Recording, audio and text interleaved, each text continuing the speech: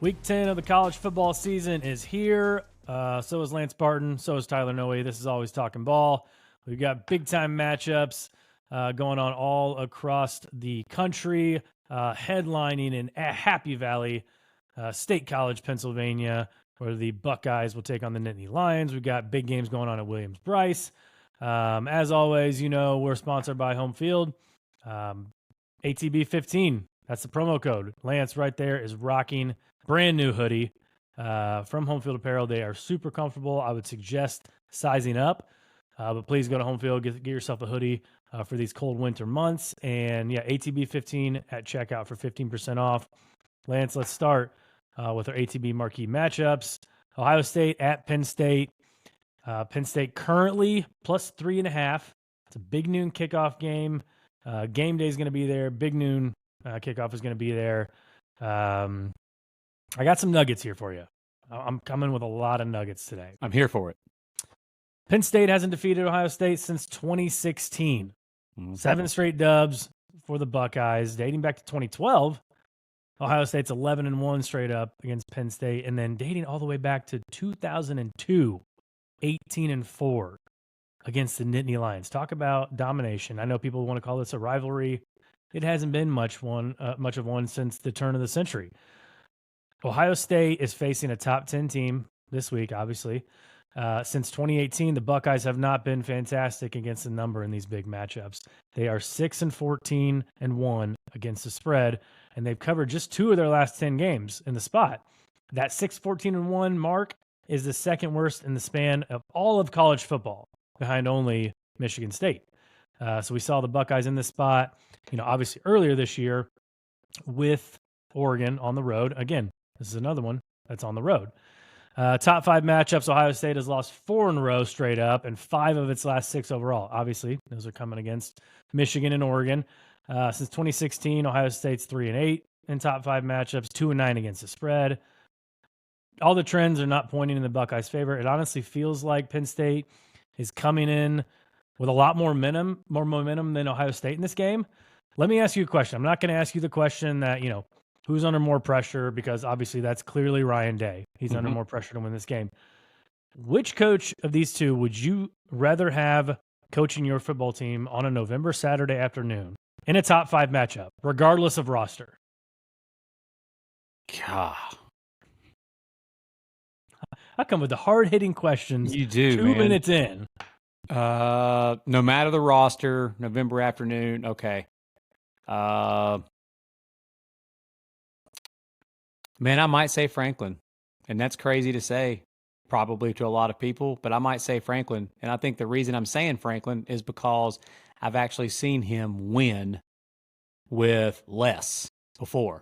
He went like 9-3 at Vandy before. Clark Lee laughs at that. Yeah, exactly. What if Franklin had Diego Pavia back in the day, bro? Oh boy, that'd be crazy. It would. But yeah, I'm gonna say James Franklin, man, because Day obviously has one of the best rosters in the country year in and year out. Penn State has a talented team. They're not lacking talent, but they don't have the same talent normally that the Buckeyes have. So normally Franklin's got a little bit of a less of a deck of cards that he's, going to battle with against the Buckeyes. So yeah, no matter the roster, if I don't know how talented the roster is or whatever, yeah, I'll say James Franklin. That's wild because we've seen James Franklin make some very questionable decisions on the sideline on many Saturdays. So yeah, and I don't think Ron Day's a bad coach, man. I don't. Yeah. I know he gets a bad rap and people get all over him and stuff, and that's fine. I know the born on third base comments from Harbaugh, which by the way, that's not untrue. But again, both things can be true. He could be a good football coach, but also could have been just handed the keys to a brand new Maserati in Ohio State like he was from Urban Meyer. Not everybody born on third base succeeds. Not everybody born on third base wins 61 out of 70 games. You still got to go out and win the games. I mean, we've seen Sharon Moore was handed Michigan, hasn't had a coaching job before, and he's not doing too well in his first year. So it doesn't always equal success. You got to give Ryan Day a little credit for that. Let's get into kind of breaking down this matchup. Obviously, the big talk this week has just been what has happened to the Buckeyes running game. Yeah, I threw some stuff out on our TikTok page and our Instagram X. Again, go follow us, guys. We're at AlwaysTalkinBall on TikTok, at AlwaysTalkBall on Twitter, at AlwaysTalkinBall on Instagram. I threw out that the Buckeyes, I went and did some digging because I obviously was very alarmed of how just pitiful they were at running the football against Nebraska. And I had some Buckeye fans coming at me when I was talking about how that Ohio State is trying to be too much like Michigan, meaning that matchup in itself, I think, has tried to make Ryan Day turn the Buckeyes into a more bully ball style of football. That is what Ryan Day is trying to do with this Ohio State team right now. And what makes Ohio State different than most teams in the country are those freak athletes that they've got on the perimeter. And Jeremiah Smith and Emeka Egbuka and those two tailbacks that they've got. They've got absolute freak athletes at the skill positions on offense and a legit defense. They need to turn those skill position players loose on offense. They've got to get those guys the ball in space and let them work. Quit trying to be something you're not and just pound the football up the middle and quit trying to play bully ball. And I went back and looked at it. In the 4 Power 4 games that Ohio State has played in so far, they're averaging 4.2 yards per carry.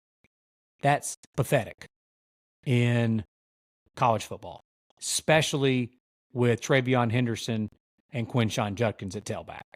Now, I know they lost their starting left tackle and they lost their backup in the Nebraska game. So they're down to their third string, whoever it is they're planning on putting at left tackle. That's tough, obviously. But there's other teams that have, more than anybody as a Notre Dame fan, multiple injuries across the offensive line, and Notre Dame's still finding ways to run the football. Other teams are doing the same thing. The Buckeyes are way too talented to let one position keep them from running the football. So in this game, obviously, that's where I'm going to start.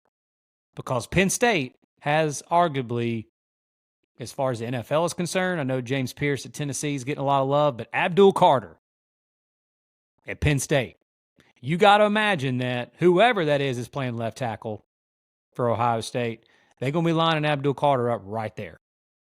So what is Ohio State going to do to give that, whoever it is at left tackle, help? They're obviously going to have to help chip and double team and stuff like that. So what does that do to the rest of the offense? I don't know. But can Ohio State give the left tackle some help? Because I think for Ohio State to go into Happy Valley and win this game, they need to do exactly what I said a minute ago. Turn those athletes loose in space. Mm-hmm. See if Penn State can cover Emeka Egbuka and Jeremiah Smith and Carnell Tate and all those receivers that Ohio State has. See if they can handle Travion Henderson and Quinshon Judkins out in space. And I would imagine that's probably what they're going to try to do. I don't think they're going to line up and continue to try to run through a brick wall and it not work. Penn State's had some moments this year where they've, against USC. USC ran the ball on them a little bit. But still, Penn State's a really good defense, man. And I think that that's just really where the matchup is. And we'll get to the a minute in regards to the Penn State offense versus the Ohio State defense in that matchup. But do you agree with me that that's for Ohio State's offense? That's really where it is. It starts and ends with that left tackle deal trying to block Abdul Carter. Yeah, and it's going to be their third string left tackle most likely. And I agree with you. They need a chip, definitely. Use some tight ends. They're going to have to use some bigger sets. They're going to have to try to run the ball. Because if you think back on the game last year that was in Columbus, and obviously Kyle McCord was quarterback, Drew Aller was still there. The one takeaway that I took away from that game, other than the fact that James Franklin made some really boneheaded decisions, was one team had Marvin Harrison Jr. and the other team didn't. Yeah. Marvin Harrison Jr. absolutely won that game for Ohio State last year. You're right. It was 20-12? It was a one-score game. 20-6. Penn State put up a score late. Ohio State's defense really showed out. So then, that Marvin Harrison won them that game. Can Jeremiah Smith do that? Can Emeka Egbuka do that? They've got to have someone step up and have a really good game, especially on the road. Penn Penn State offensive side of the ball, I saw a video of Aller. It looks like he might be playing this week. I don't know. I think they're going to have more packages than usual for Pabula. And dude, I think Andy Kotelnicki is going to empty the entire cupboard this week. Yeah, you're talking about a guy this is what James Franklin brought him in to do. 100%. This is the game. Like the USC game was the first time that we saw where Penn State got behind in the game and they needed to go score a bunch of points to keep up with a team that was playing well offensively. And they got down by a couple of touchdowns at USC, and then you just saw that freak tight end Tyler Warren and the things that they were doing with him in that game. That was what they brought Andy Kotelnicki in for, was the way the offense looked against USC in that second half in that game. And in this moment right here. Because I'm just telling you right now, they're going to have to score some points, obviously, to beat Ohio State in this game. Like, they're going to have to hit some explosive plays. You're not going to methodically for 4 quarters move the football down the field on this Ohio State defense. You're not. And I don't think Ohio State can just methodically just move the ball down the field on the Penn State defense. Both of these teams are going to have to hit some explosive plays. Obviously, Ohio State has the better opportunity to do that with the receivers that they've got, and that is where I find the biggest issue for this Penn State team. The more I've watched them this year, I mean, man, the receiver position is just a problem for them. I mean, Julian Fleming was supposed to be like the guy, and he had a couple of drops in that Wisconsin game. He made some plays in the second half against USC, but man, he just hasn't been the guy. And, you know, I don't think that Penn State can just line up with Katron Allen and Nick Singleton like they normally want to do and pound the football against this Ohio State defense. The other part of this is, too, Ohio State has the best safety in college football, in Caleb Downs. I wonder, I have no idea what it's going to look like, but you got to imagine with the best safety in college football, normally safeties end up getting matched up on tight ends. Can Caleb Downs slow down Tyler Warren, the tight end, at all? Can he slow down that a little bit? You don't think so? No, I don't think so. Maybe not. I just think there's a size discrepancy there, obviously. But, I mean, if anybody has the best chance to do it, it's going to be Caleb Downs. And Downs is much better in run support than he is in pass, like overall, like coverage. But still, that's going to be a matchup to watch. They're going to line Warren up outside. They're going to line him up everywhere. They may line him up at center from the tight end position. Yeah. And they're going to line him up. And if Downs follows him, great. Because then that takes away one guy out of the box. You got the 2 running backs there. That's what they're going to try to do is really spread the field. Yeah. The receiver position is going to have to step up because I don't think Penn State's going to be able to line up and just run the football on this Buckeye defense. And again, I don't think Ohio State's just going to be able to line up and run the ball down Penn State's throat either. So which quarterback, Will Howard or whoever's playing quarterback for Penn State, can make some plays down the field in the explosive passing game? I think that is what will be the difference in this game. Obviously, the turnover battle. When you have 2 teams like this that are both very good defensively, you go steal a possession. That was the difference in the Michigan-Ohio State game last year. Those couple picks that Kyle McCord threw, it ended up being the difference in that game. In this game, if Ohio State generates a couple of turnovers, steals a couple of possessions, points will be at a premium. Same thing for Penn State. If they can steal a couple of possessions from the Buckeyes and score, I think that you're looking at an opportunity here where, again, points will be at a premium. Yeah. We're just starting our hair out of the gate, man. I'm going with a gut feeling on this one. My boy Matt Massaros, shout out Matt Massaros, big Penn State fan that listens to the show, loyal listener out of Phoenix. He's going to hate me for this one. I'm going with the Buckeyes -3 against Penn State in this spot. I think the Buckeyes have been listening all week long, getting questioned. They're not as good, blah, blah, blah, all of that. And I just think the Buckeyes defense will step up and hold Penn State enough. And Will Howard in this passing game will make enough plays against Penn State to win this game. And be a close one. Will be around that one possession within 10 points again, kind of like last year. but I'll take the Buckeyes to win and to cover in Happy Valley this week. Yeah, I mean, I tend to think that maybe that Nebraska game was just a blip on the radar for the Buckeyes after the Oregon game. None of our thoughts had really changed. They lost by 1 on the road. Yep. I don't have a pick in this game. I don't even know really where I would lean at this point. I just don't think feeling either way. I just don't think Penn State, man, has the offensive firepower needed. Like Oregon obviously does with Dylan Gabriel and all those receivers. And that was the difference in the game. Those shot plays and the big explosive plays with the receivers against the Buckeyes. How many shot plays does Penn State need to hit to win this game? I mean, 3 or 4 minimum. Mm-hmm. 3 or 4 minimum. I don't mean 70-yard touchdown passes. I'm just talking about like big plays that get you in field goal range. Because I think you're saying that assuming that Ohio State's offense is going to figure itself out, right? Because if they put an offensive stinker out there like they did against Nebraska, 1 or 2 shot plays is all it takes to change that game. Yep. Right. And dude, maybe I'm wrong, but I think the worst thing that could have happened for Penn State in this spot was for what happened last week with the Buckeyes. Mm-hmm. Like they came out of the bye week and laid an egg and put out a stinker out there. Maybe that's who they are. I don't think so. Yeah. I just don't think that is. I don't think that's the case. Again, I'm not an Ohio State fan at all, but I'm realistic here in saying that, like, I think that this bunch, with all of the athletes that they've got on offense, with Chip Kelly and Ryan Day's brain power of calling plays on offense, they're going to figure it out, man. They're going to figure it out. They're going to be better this week. I'm not worried about Ohio State's defense. They've shown me nothing to be where I should be worried about them. And if people want to go, well, they didn't do great against Oregon, there's a lot of defenses that would not do well against Dylan Gabriel and that offense as well.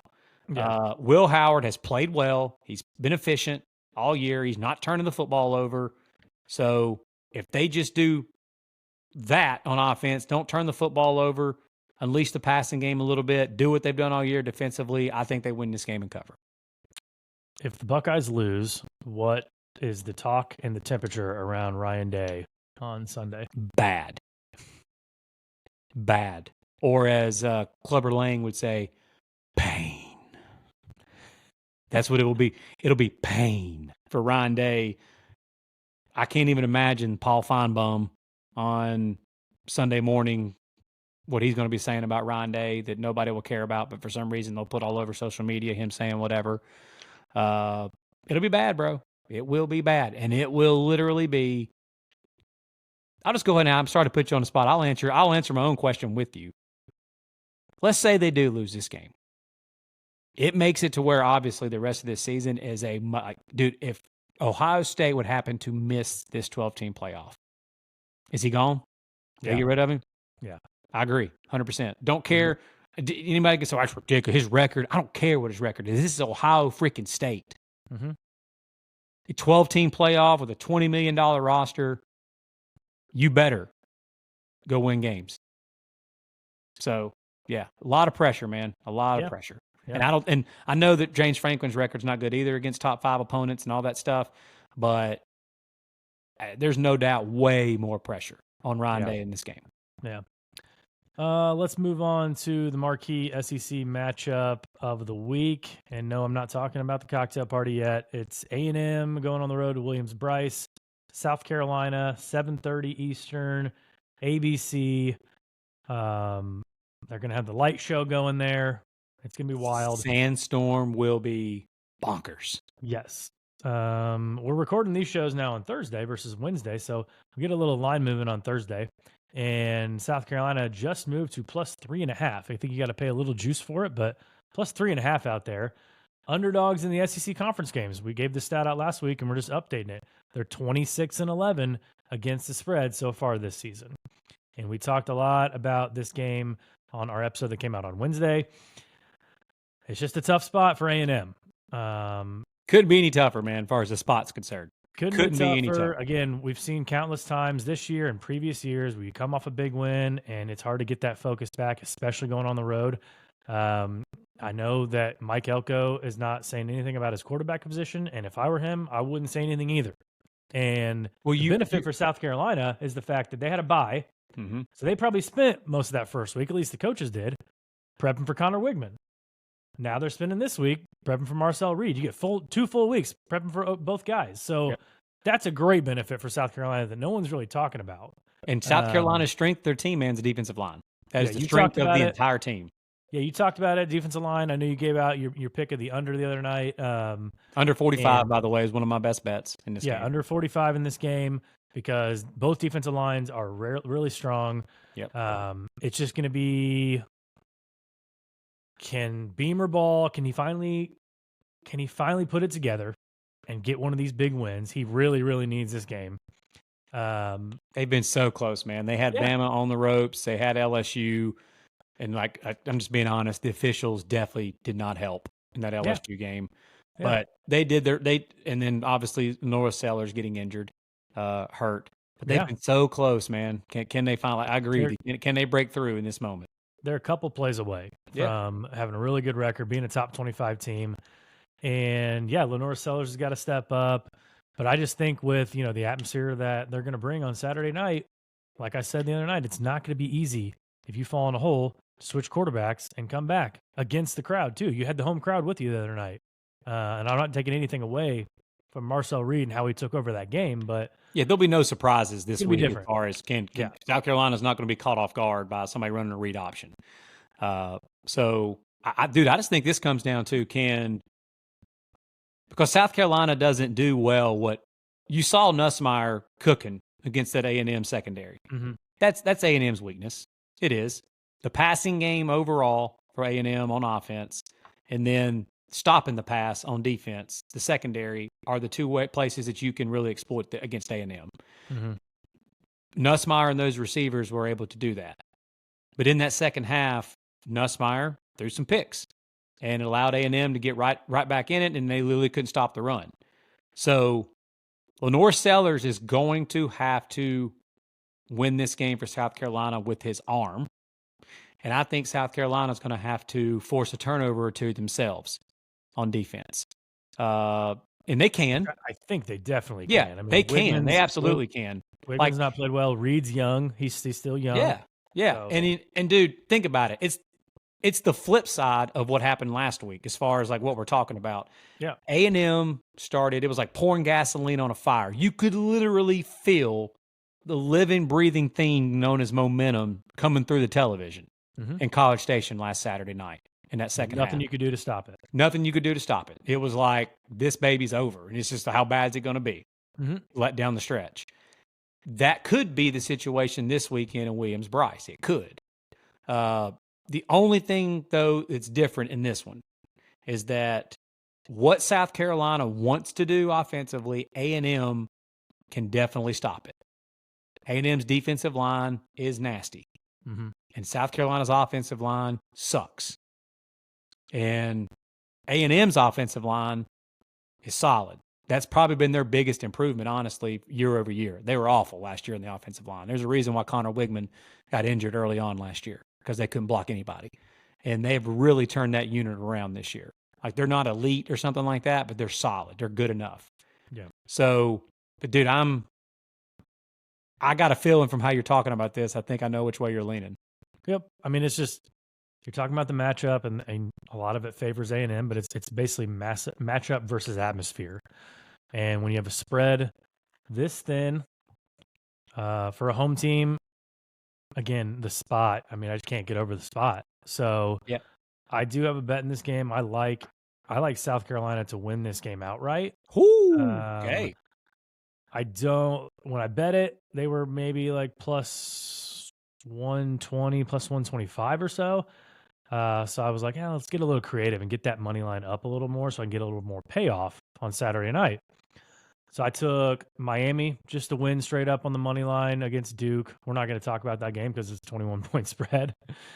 We will talk about Georgia, Florida. I took Georgia just to win straight up because I think they're going to beat the Gators.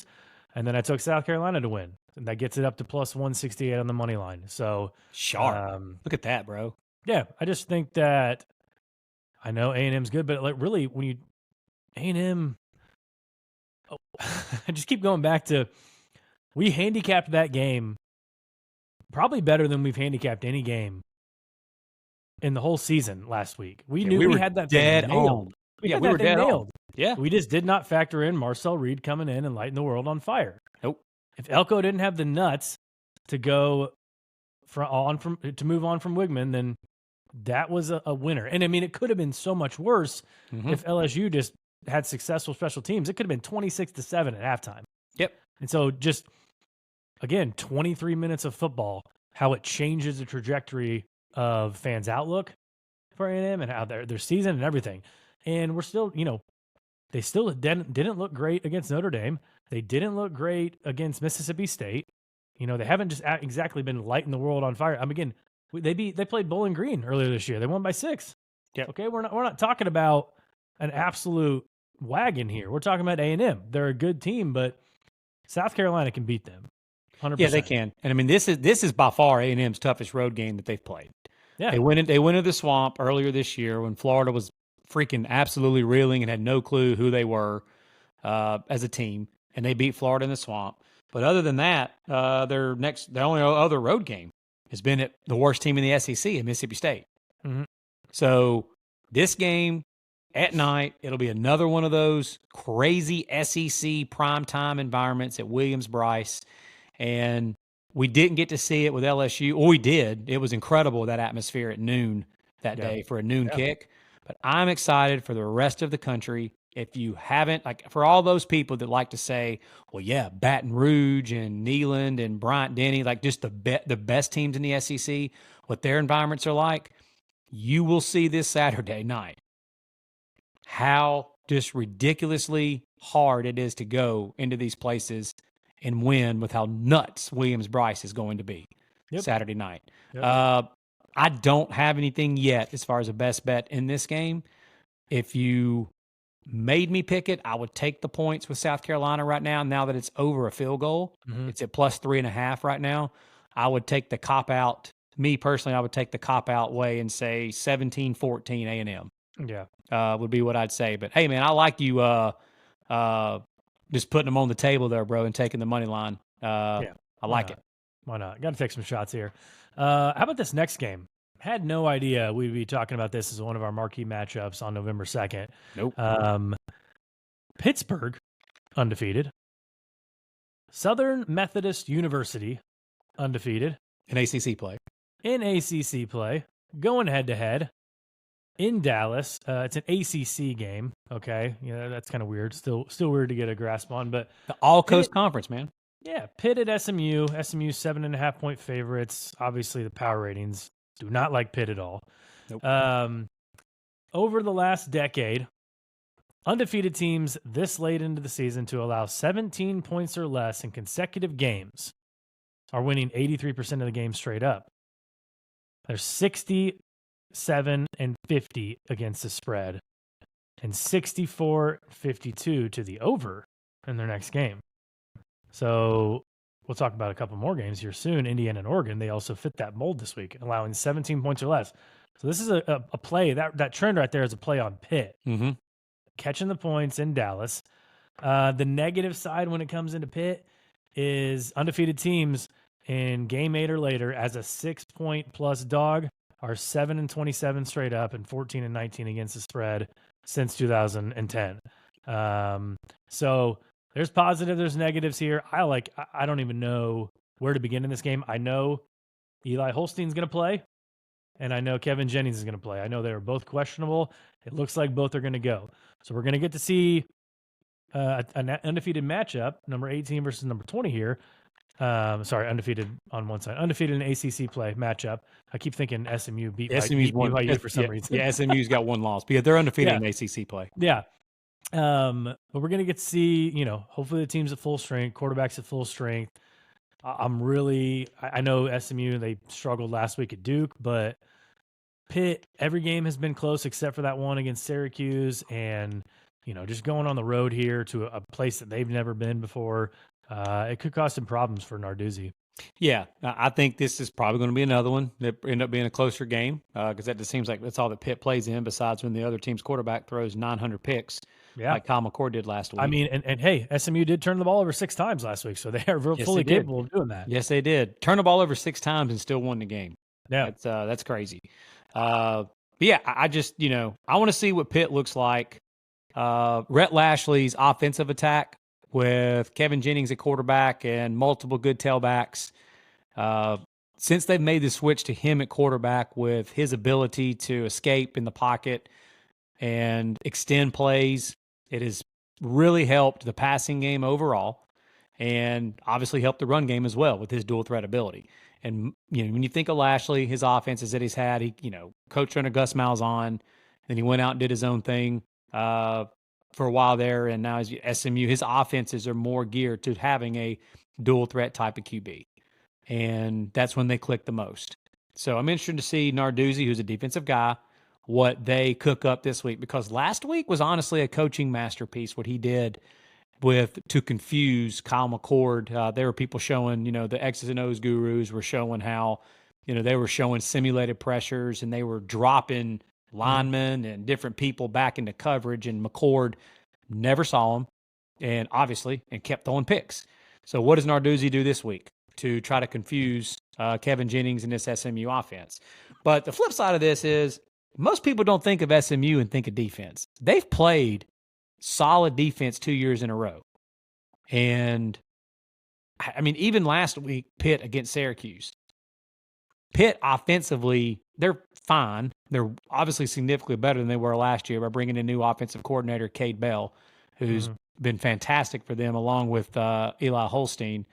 But I think that's where SMU can win this game, is their defense against the Pitt offense, I think could be the difference in this game. I like SMU at home in this spot. I don't have anything as far as the spread. I hate the 7.5. I hate that hook that's there. It just does not give me any appetite at all to touch that. Yeah. Also, I tried last week with Syracuse. Obviously, didn't bank on Kyle McCord, who was the number 2 passer in the country behind Cam Ward going into that game, and he threw 3 pick-sixes and 5 interceptions overall. Yeah. Pitt just plays too many close games, and then when they don't play a close game, they pick the other team's quarterback off 100 times. So I'm not getting involved. But I think SMU finds a way to win this game. Not getting involved either. It's crazy. I mean, this game, we put a graphic out on our socials. Both these teams still control their own destiny. And, I mean, this is a massive, massive game in the ACC. I mean, Pitt still has Clemson at home in a couple weeks. SMU doesn't have much after Pitt, as far as it goes in ACC play. So if they get this one, I mean, they're going to be looking good for at least being in that tiebreaker discussion. Yep. And then they're going to be rooting for Pitt in a couple weeks to beat Clemson at home. So this game's at 8:00 on ACC Network. Crazy stat this week. We don't have a single college football game that kicks off after 8:00 on Saturday night. Did you know that? That sucks. What? Yeah, man. I mean, I don't think it sucks. I don't have any Colorado after dark this week. Daylight savings is this week, man. Let the people sleep. That's true. That's a good point. It's probably good with the twins that trying to get twin 13-month-olds trying to get used to daylight savings time. But yeah, man, I'm just going to point this out to people in case you just don't realize. In case for the folks that don't realize this. So like Tyler just said, SMU's got Pitt this week. If they were to win this game, their last 3 games are Boston College at home, off a bye. SMU would have a bye week after this week. So they would have 2 weeks to prepare for Boston College and get them at home in Dallas. Then they go to Virginia. Could be a tricky spot. The Wahoos have played some decent ball, but still, SMU should win that game. They're going to be favored pretty heavily in that game. And then they play Cal at home, which obviously they'll be pretty heavily favored in that one as well against Justin Wilcox's boys. Yeah. So what a huge spot in this game, man, for SMU. Yeah. Another side note, dude, college basketball is coming back on Monday. Whoa. I know, it's sneaking up on us right there. I mean, we're not doing college basketball this year. We're probably going to, record a March Madness podcast because everybody loved that last year and everybody always wants to hear who people have in their brackets. Well, we're sticking to football this year, but we still love college basketball. So college basketball will be starting on Monday night. Hey, before we move on, who do you think wins this one, SMU or Pitt? I think that SMU wins. Okay. Yeah, I'm gonna play safe. I mean, they're favored, so I just can't see. I mean, it could be close. It really could. I mean, Yeah.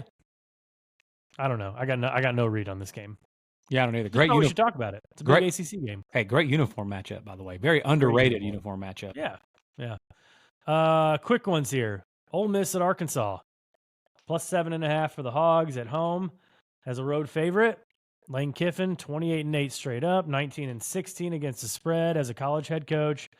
Since 2019, Lane is 14-2 straight up and 11-4 against the spread as a favorite on the road.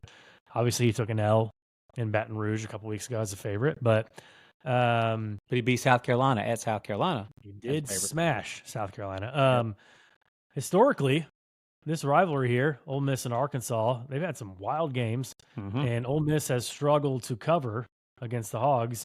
Since 2013, the Rebs are 1-10 against the spread against Arkansas. They're 8-12 straight up, so Arkansas has won the majority of these games over the last 20 years.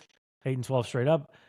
4-16 against the spread in the last 20 years against Arkansas for Ole Miss. Well, guess I know what? that didn't have anything to do with this particular game, but it's just some of these matchups that happen every single year.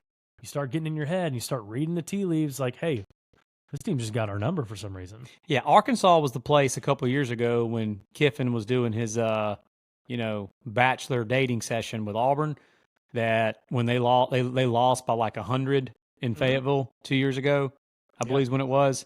Yeah, 2 years ago. And that was the night that people were asking him about the Auburn job while he was coaching, at halftime or something. It was crazy. But here's the beauty of this. So I gave out on our last episode, I gave out Ole Miss -6.5 as my first best bet of the week. And the reason being is I just think Arkansas, their weakness is they're bad against the pass. They can't defend the pass well. That's why LSU handled them in Fayetteville. The second half against Oklahoma State, they stopped trying to run the football. Oklahoma State did, and they started throwing the ball all over the field, and they threw all over Arkansas in that second half and came back against them. Taylor Green's known to turn the football over. Ole Miss is the number one team in the country in tackles for a loss, and I think that they're going to be able to get in the backfield against Taylor Green, force some errant throws. Ole Miss has been really good this year against the pass. Again, defensively overall, Ole Miss has been significantly better this year than they've been all year. And Ole Miss can throw the football. For whatever reason, Ole Miss can't run the football. They've had 4 or 5 straight games in a row when they started playing better competition that they're just not running the ball well at all. They're kind of the same as Ohio State, around that 4 yards per carry range against Power 4 opponents. But I just think that, again, Arkansas, their weakness is defending the pass. And I think Jackson Dart in this receiving crew for Ole Miss and Kiffin and them are going to dial it up this week, and they're going to take care of business. And I think the defense will be able to handle their business as well. But that against the spread trend you talked about, I could still win and they not cover the spread now with the closing line spread, because right now Ole Miss is up to +8. It's up to 8 now, dude. I know you've got 7.5 written on the show note here, but it's actually some 8s popping up now. I got it at 6.5. So if Ole Miss wins the game, 31-24, 27-20, that's a cover for your boy here, and that still keeps that trend that you're talking about. Dude, you're just a sharp. That's what I'm saying. I put it out, and books started shaking. They saw that I went 7-4 last weekend, and just said, "Hey," I said, "Hey, LB from ATB didn't throw out Ole Miss -6.5 as his first best bet of the week." And Jaquindon Jackson, running back for Arkansas, who's really good, by the way, he's out this week. Trey Harris, there hasn't been anything announced 100% about him yet. Obviously, with holding a -6.5 ticket with the Rebs, I hope he's obviously playing, because he's arguably the best wide receiver in college football when he plays. But yeah, I still think that Kiffin and Ole Miss, they get it done this week, and I think they throw all over Arkansas. Yeah. You got to think that they're gonna try to improve from that offensive outing. I know Oklahoma's a good defensive team, but that just wasn't a great showing. And it seems like Kiffin's scripts at the beginning of the games are always great. Yeah. I mean, he comes out, he did the same thing against Kentucky, marched right down the field, scored a touchdown, and then after that, it just it leaves a lot to be desired. So hopefully they can, get on the right track. They're doing the same crap that Ohio State's doing, man. They just keep trying to run the freaking ball when they can't run the ball. Throw the ball, man. Right. Sling it around the yard and do what you do best with Jackson Dart and those receivers. Yep. And then after you've thrown for 350 yards and their defense is playing back and only got 3 or 4 guys on the line of scrimmage, then run the football. Mm-hmm. Yep. Cocktail party, Florida versus Georgia.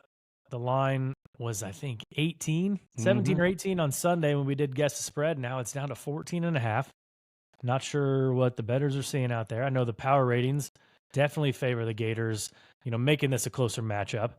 They don't favor the Gators outright. They favor making this a closer matchup.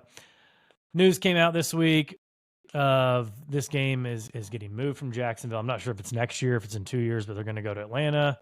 And they're going to go down to Tampa for some reason. Like Florida fans and Georgia fans live in Tampa. I don't know, man. It's just crazy. So, what are your thoughts on this game?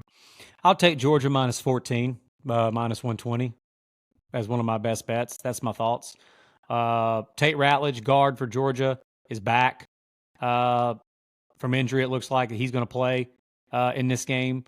And man, I think Georgia's getting healthier on defense as well. I just think, man, that they're not like a sleeping giant or anything like that, but the 2024 version of Georgia completely showed up in that Texas game. And I think going forward that Georgia is just going to be a problem for everybody moving forward. I think that they found what they could do with those pass rushers there on the defensive line for Georgia. Mykel Williams, Jalen Walker. I just think that defensive front is going to be way too much for Florida. DJ Lagway is going to be a superstar in college football. There is no question about that. But, dude, he's not – I just don't think he's ready for this Georgia defense yet. And that's not a knock on him, man. I don't expect any true freshman to go out and handle this Kirby Smart and Glenn Schumann Georgia defense. I just don't. And I think that Carson Beck will be much sharper in this game than he's been so far this year. Again, the bye week, 2 weeks to get back to the basics with him, to figure out what the hell's going on in the passing game. And I know Florida fans are going to hate to hear what I'm about to say here, but they got ETN involved against Texas. And I think that's going to be a big part of their offense moving forward is they've been missing that element for the last 2 years. The running game at Georgia. And it's crazy. Last year, they weren't very good at running the football. So far this year, they haven't been. But they got ETN going in that Texas game, in the passing game as well. Mm-hmm. They started throwing the ball to him more. Getting him more involved and making defenses respect that instead of just putting the entire offense on Carson Beck's shoulders is such a big deal because if you can run the football and keep the defense honest against the run, that's going to open up the passing game for Beck. So I'll take Georgia minus 14, minus 120, now that it's at 14.5. That's just, I'm sorry, man. I got to take a shot at that. I just, Dude, I love Georgia in this matchup. Absolutely love Georgia. I loved them. So earlier today, the spread was at 16. Mm-hmm. I love Georgia at 16. So it's down to 14.5. I'm going to see what it does. I'm going to wait and see what the line does. If it goes to 14, perhaps. I don't know if it will, but if it does, I'll bet it. Even if it goes up to 15 again or something like that, I'll probably bet Georgia again because I think they are just, like you said, everything you said was correct. I mean, DJ Lagway is going to be a stud, but it's going to be too much for him on Saturday. And I just don't think Florida can block him, dude. No. How's Florida going to block that defensive front from Georgia? Florida's been impressive. They've actually played a lot better than most people thought. We have them on the win total of over 4.5, so we're looking pretty solid. But we're not Gator haters here at all. No. Yeah, we back Florida. We put our money where our mouths were at the beginning of the year with the over the win total. Yeah, but earlier this season, Georgia had a 5-game losing streak against the spread. Mm-hmm. And they broke that against Texas. And they're off a bye. Like you said, under Kirby Smart, Georgia is 20-3 straight up and 15-8 against the spread on any kind of extended rest. Obviously, last game in that spot was against Alabama when they both had byes, and they lost that game, and that broke a 15-game win streak in that spot. So even before that game, he was 15-7 against the spread. I just think they take care of business. And I know Kirby has been an advocate for these games being played on campus. Even if you do like an on-campus Jacksonville, like kind of a 3-year rotation. And, any motivation Kirby can use, to piss his players off, he's going to use it, and he's going to probably say, they're going to make you guys play down in Tampa in 2 years. And, just whatever he's going to say. I don't know. But I love Georgia in this spot. I'll be keeping an eye on that line. Yeah. Oregon going on the road to play Michigan. We thought this game was going to be a lot better. I think this was maybe like a 1.5 point spread either way, in the summer for game of the year.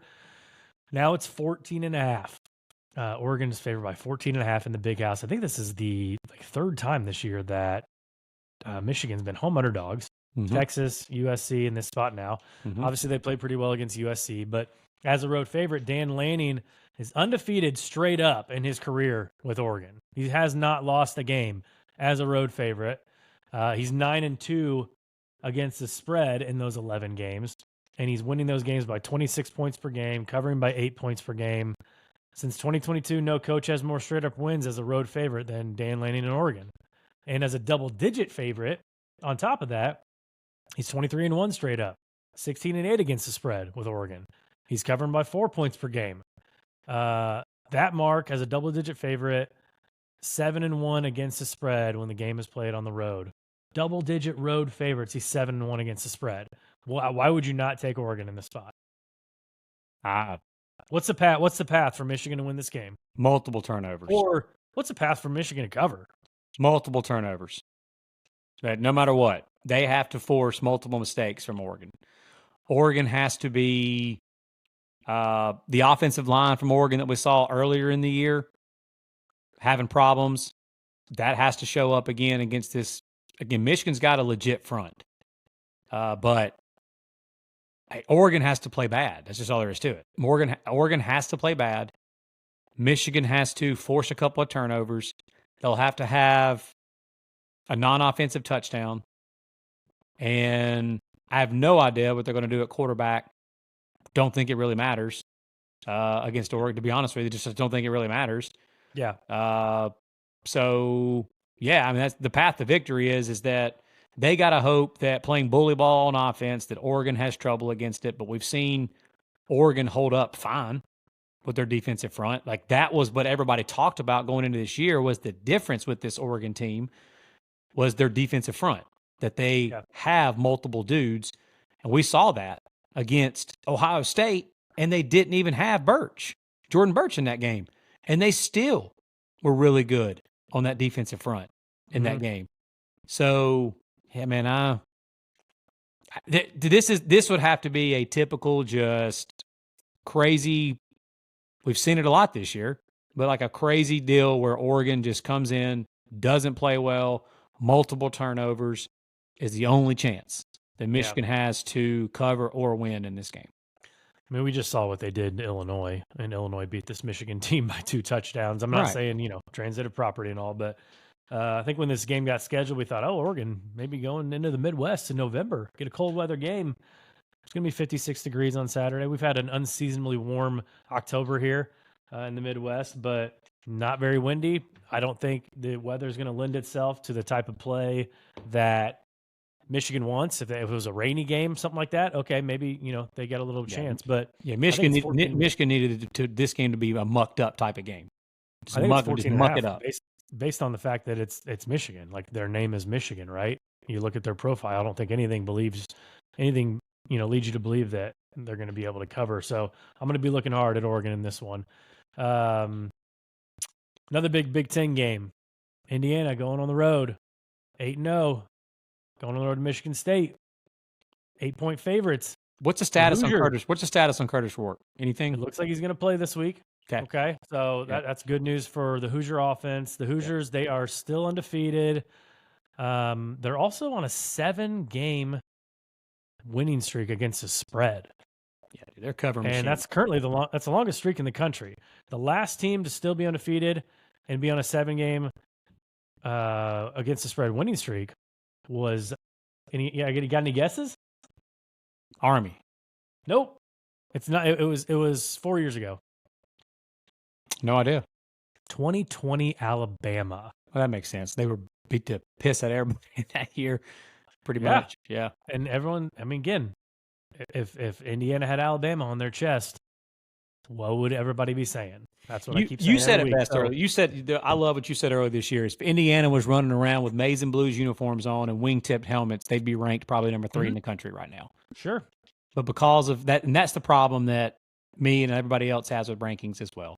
Preseason rankings. It is. And again, it's brand stuff too. Like preseason rankings, right? I mean, they were unranked, and it's going to take them longer to work their way up. But if they start number 10 in the country, of these supposed preseason rankings, what's Indiana ranked right now? If they like, okay, say they have a good year this year, and they go into the year next year, Sigs is still there, and they're starting number 10 in the country, and they start 8-0. What's everybody going to, I mean, are they going to be top 3 in the country then? Yeah, they'd be top 3. Yeah, if they started. That's what pisses me off about preseason rankings is it helps you out so much where you start. Yep. And, the AP poll may not matter so much to everybody because obviously you got the college football playoff rankings, but don't act like the college football playoff committee's not sitting there watching these games and not seeing these little numbers besides these teams.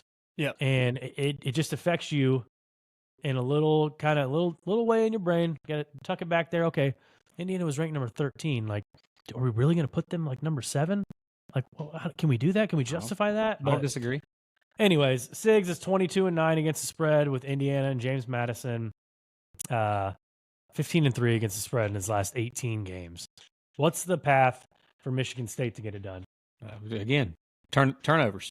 They got to force turnovers against Indiana. They got to force mistakes.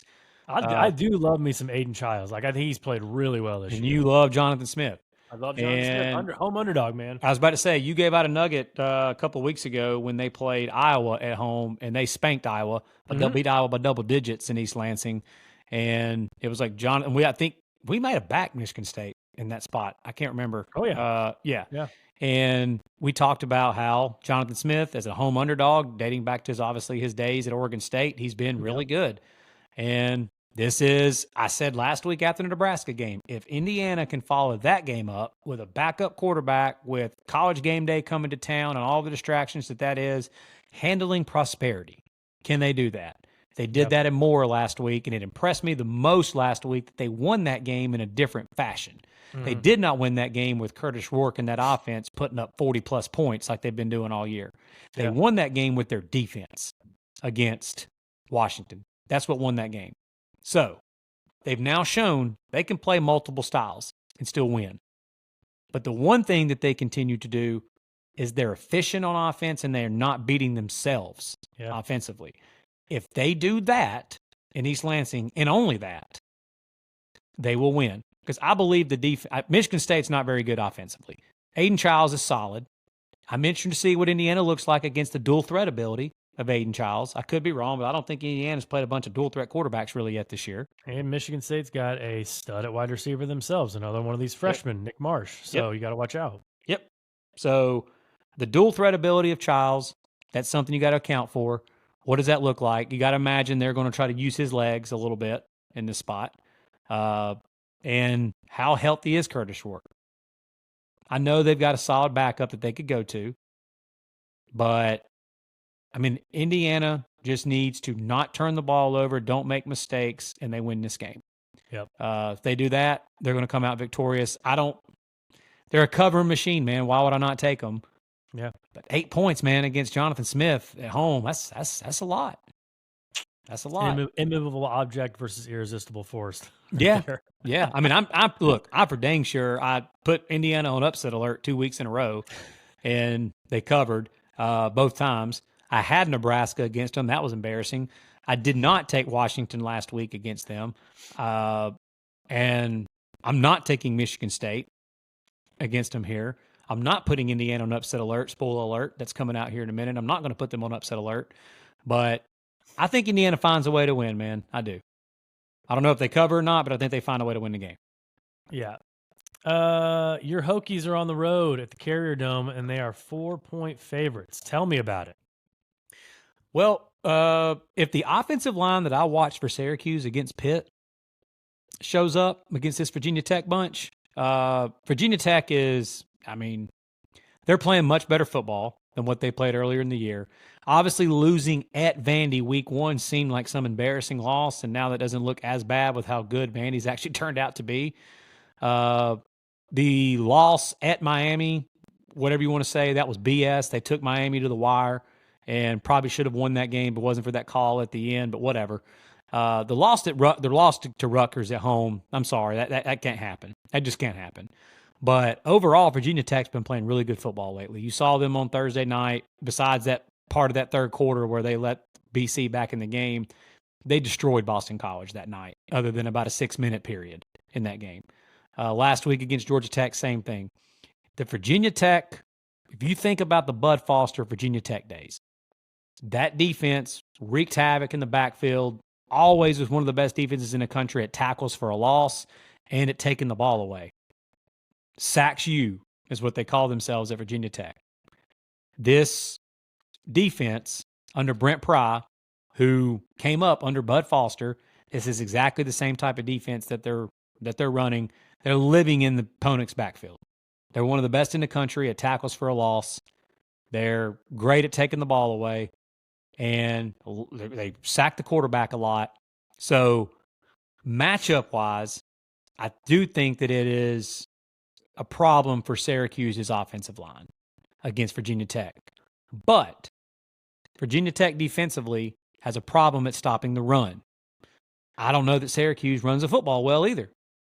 So, for Syracuse to win, it's pretty simple. We all know this. Like when you watch Syracuse play, you go look at what their stats. They were the number 2 passing offense in the country going into the Pitt game last week, and they still threw for over 300-something yards. They just threw the ball 5 times to the other team. Yep. So if Kyle McCord gets hot, sure, they could win the game. But, Virginia Tech on offense, too, they're running the football really well. So I think it's another situation. Virginia Tech's going to have to turn the football over a couple of times to lose this game, because I just don't think that the strengths of what Syracuse wants to do, Virginia Tech does well. They can get after the quarterback, they can sack the quarterback, and their corners, safeties, their pass defense is really good. Their rush defense is a little bit of a problem. But I'm sure Syracuse coming off that just major ass whipping last week at Pitt, throwing 5 picks. You got to imagine they're wanting to get right. It's tough to win. And no, I'm not calling it the whatever JBA wireless, whatever it's called. It's the Carrier Dome, okay? Like nobody looks at the where the Lakers play and calls it whatever Crypto Arena. It's still Staples Center. Heinz Field is still at Pittsburgh. I don't care what they call it anymore. Yep. I think Virginia Tech finds a way to win this, and I think that's going to set up a pretty significant matchup with Clemson and Virginia Tech in Blacksburg soon. Heck yeah. Can't wait for that one. Hopefully Hokies get the job done this week, and we can preview that one next week. Let's get to some upsets. Who do you have, if any, that you're looking for as potentially being a candidate for upset alert? Yeah, I told Tyler before we recorded this, I don't really have anything upset alert-wise that I just like a lot. I begged him to put Indiana on upset alert again so they could keep winning. I thought about it. But I'm going just kind of a off the radar, nobody care about type game this week. 2, 3, and 5 teams matching up this week. Yeah. One team just fired their defensive coordinator. UCF just fired Ted Roof, who, if you listen to this podcast, we've talked about it multiple times. That guy finding Power 4 jobs as a defensive coordinator year after year is amazing. He's so bad as a DC. But UCF just fired him, and rightfully so. They are awful defensively. But UCF's one of the worst teams in all of college football at getting after the quarterback, getting pressure on the quarterback, tackles for a loss. They're not really good at anything on the defensive side. So they're a 6-point favorite against Noah Fafita and Tetaroa McMillan this week. Arizona hasn't been really good either. Both of these teams have really underperformed this year. So I think these two teams are actually pretty even. And I do think UCF will be able to run the football some against Arizona. That's Arizona's weakness, is stopping the run. But I think Arizona is going to be able to score with them with Fafita and McMillan in that passing game. So you're going to give me 6 points in this game. I'll take a shot at Arizona upsetting UCF as my upset alert pick of the week. I don't have it as a best bet. There's a lot of other games out there on the board that I'm going to try to get action in and not this matchup. But I'll put UCF on upset alert. Okay. I got a couple here for you. Hear me out. Who's the coach? Who's the head coach at Louisville? Jeff Brom.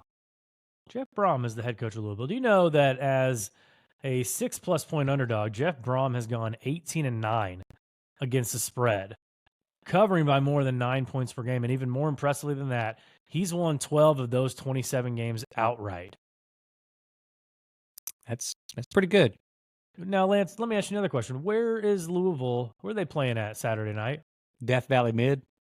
They're playing at Death Valley Mid against the Clemson Tigers, who have done nothing but absolutely truck other teams since they got trucked by Georgia.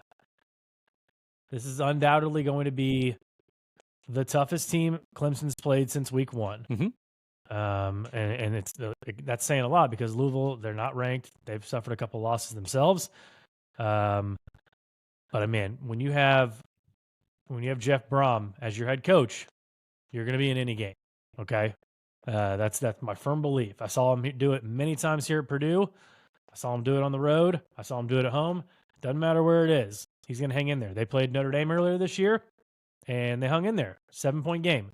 So the spread right now, I think it's 10.5. Louisville might be worth a look. Maybe worth a little sprinkle on the money line. Another team I'm putting on upset alert. Moose is going to hate that, bro. Yeah, he's going to hate it. Hopefully he made it an hour into the episode to hear that. So another team I'm putting on upset alert, and our buddy Cole is going to hate this, but he'll probably ultimately understand. But it's Auburn. Auburn's 2-5. This is kind of like if you're a pro wrestling fan, you got your wrestler is wrestling the Undertaker, and you got him down and out, man. You're celebrating and everything. You just won your first SEC conference game of the year. And then you all know the memes. Undertaker sits straight up, and boom, it's Diego Pavia looking us dead in the eyes, getting ready to deliver that tombstone pile driver to your bowl hopes. I love that analogy. That's so funny, dude, because Diego Pavia has been a nightmare for Hugh Freeze. Oh, yeah. He owns that rivalry. Yeah, Hugh Freeze at Liberty, not good against Diego Pavia. Hugh Freeze last year, New Mexico State came into Auburn and took it to him. Mm-hmm. And the same offensive coordinator, Tim Beck at New Mexico State, with Jerry Kill at New Mexico State, who are both coaches at Vandy, with the quarterback from New Mexico State, Diego Pavia. Yeah. Yeah, and the odds makers have the guts to make the Auburn Tigers 7-point favorites over Vandy. After all the Vandy's shown this year and after all Auburn's shown. We talked about Auburn just finding ways to lose games. Mm-hmm. And they've done that at home this year, too. Oh, yeah. Talking about Cal. They've done it everywhere.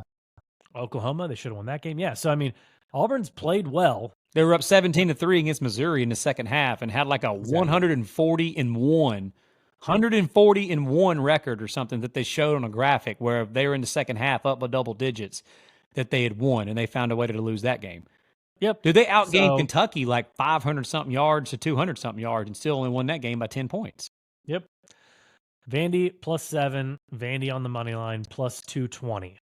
Those are the bets I'm making. Oh, you're making them as bets. They're bets already placed. Okay. I think they're at 7.5. So if you like it, get Vandy at 7.5. I'm confident enough. I took them at 7. I actually liked Auburn at -6 in this spot, but I'm off of it with it over a touchdown. I'm off of it with that. Yeah. That transitions right into our best bets. You already know I took Air Force Army over 40.5, not a military under. I took them an over. I took Navy -10.5 over Rice. I just mentioned Vandy on the spread and the money line. I mentioned my 3-teamer earlier. Georgia, Miami, South Carolina, got them at +168. That's, in my mind, purely a play on South Carolina money line. Excluding the COVID season, South Carolina 12-5 against the spread at home against top 10 teams since 2005. And that includes 7 outright victories as either an underdog or a small favorite. So they do well in this spot at Williams-Brice. Obviously, we talked ad nauseum about how tough a place to play it is. 2 other bets I've got right now. Minnesota minus 2.5 on the road at Illinois. You rolling the boat with my Gophers. I see you. I'm doing it, man. I don't think people have realized how well Minnesota has played. And I mean, that's a good football team, man. If you called it before the season. Yeah, exactly. I took them over their win total. Yep. And what I talked about is that if you look at PJ Fleck's career as a coach, last year was the anomaly. It was. Every other year, besides that, they're a 9+ win like football team in Minnesota. If Minnesota would have won 8 or 9 games last year, do you think that people will be taking them more serious right now as opposed to the egg that they laid last year? And the fact that they just, they play that slogging pace of play in the Big Ten West. They do. But, dude, they're good.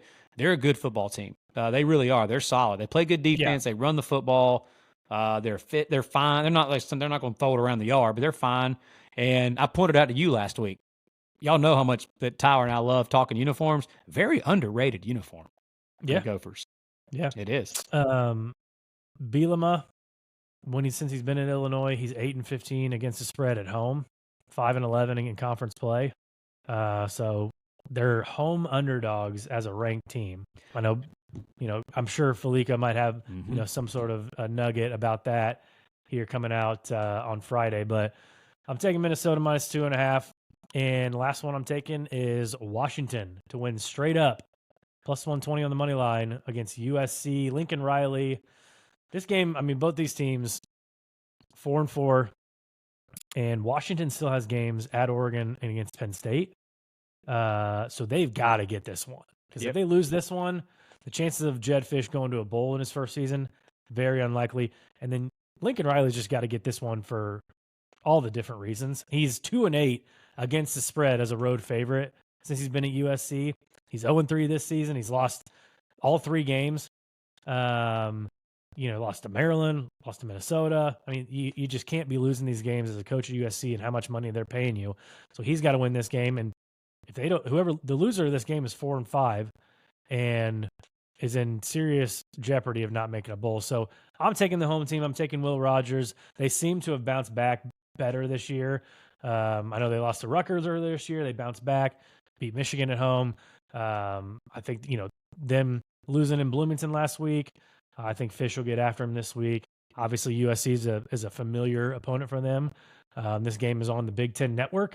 2 Pac-12 teams going at it. So that's hilarious. I'm gonna take Washington on the money line to win straight up, and that's it for me for best bets. Good stuff. Well, I'll start mine off with I gave out on our last episode South Carolina and Texas A&M under 45. I think both defensive lines dominate the game in that game. That's the 2 best units in that game. So I think they both control the line of scrimmage from the defensive side of the ball. I took Ole Miss minus 6.5 in our last episode. Like I said, Tyler said it earlier. That's all the way up to 8 now. Books were shaking when I gave it out at 6.5. I'm with you on the Huskies. I'm going to take Washington money line as well with you. Keep the points. I'll take them plus 120. Let's just go. Plus 120 on the money line. I think Husky Stadium will be fired up for that one. USC, I know, doesn't have as many wins, but the old Pac-12 like deal there with the fans, the brand of USC, Husky fans will be fired up to welcome USC into Husky Stadium. I like Washington, the way they run the football with Jonah Coleman. Will Rogers has been very efficient overall this year.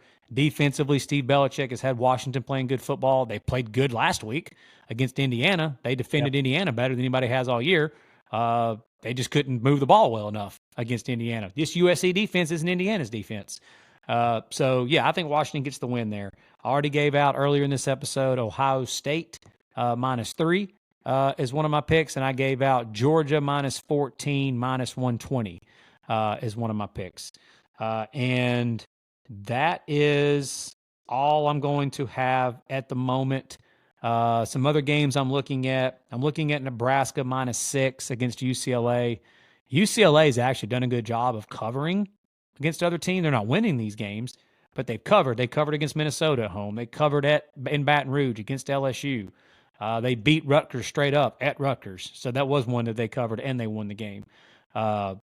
I just think I've got a gut feeling about this Nebraska game after Matt Rule's speech after that last game. Again, I said it on the last episode. I think this could be a situation where they lost that game in Columbus, but I think it could be a confidence boost for Nebraska moving forward that they played as well as they played against the Buckeyes at Ohio State with this young Nebraska team. So that's a game I'm possibly going to be looking at. North Carolina at Florida State is a game I'm possibly looking at. North Carolina -2. Matt Brown's never beaten Florida State. This is a great opportunity to beat Florida State because everybody's beating Florida State. Duke had also, I think, never beaten Florida State, and they did it. So Matt Brown might as well do it, and probably what's his last year. That's one I'm looking at. Miami -20 against Duke is one I'm looking at, and I believe that is it at the moment. But so, yeah, Texas A&M, South Carolina under 45. Ole Miss -6.5. Washington money line +120. Georgia -14, -120, and Ohio State -3. Okay, I like it. Again, this is Always Talking Ball. That's what we love to do. Talk it every week, 3 times a week in November. We'll be here on Monday, Wednesdays, and Fridays. Go check us out. Saturday mornings on social media. We'll post our bets. We've had some pretty, knock on wood, we've had some pretty good weeks the past couple of weeks. So hopefully we continue that momentum. Because that, like you said, momentum, it's a living, breathing thing, and we're catching it right now at the right time. So appreciate you guys listening along. Subscribe, follow, all that good stuff, and we'll see you on Monday.